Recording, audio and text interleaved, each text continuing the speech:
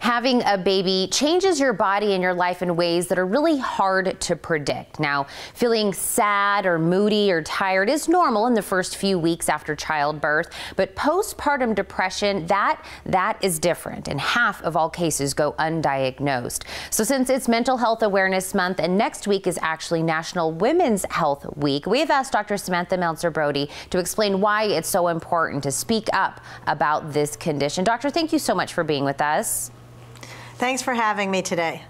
So we're tackling this topic of PPD or postpartum depression. Can you kind of tell me what it is, or we're talking about also that diagnosis? Sure. So postpartum depression is one of the most common complications of childbirth. It affects about 1 in 7 women in the United States. So very, very common. We all know someone with PPD, and that translates into about 400,000 families, so a little under 500,000 families each year. Postpartum depression can cause great suffering. So you can have low mood, feeling sad, blue. Some women feel completely overwhelmed or very, very anxious. And in the worst case, women can have thoughts of suicide. So we know that death from suicide is one of the greatest causes of maternal mortality, which is why it's great to be here today to increase awareness to make sure as many women as possible are screened and get treatment. And that kind of goes back to what I was saying at the beginning about half of the cases being undiagnosed. So how do we kind of go from this is normal feelings of what I might be having after childbirth to knowing that we need those screenings? Absolutely. So it has, unfortunately, PPD's been missed and neglected. There's great awareness now by most professional organizations, the American College of OBGYN, the Academy of Pediatrics, that we really need to do a much better job. So screening everyone is the first step. Many women, because of shame and stigma, will try and hide it.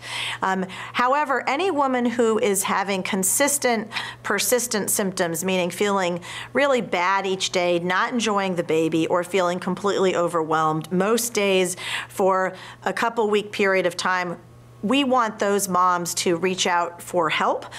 There's a number of online resources. If their doctor's not talking to them about it, that can be Postpartum Support International site, postpartum.net. And in Arizona, there's a specific link for Arizona. Another website is 2020 Mom or CPPD, that's SEEPPD.com. This can help women understand their symptoms. Many women feel it's very helpful to read about it and say, my goodness, I'm suffering with that. And hopefully then having a good conversation with their doctor.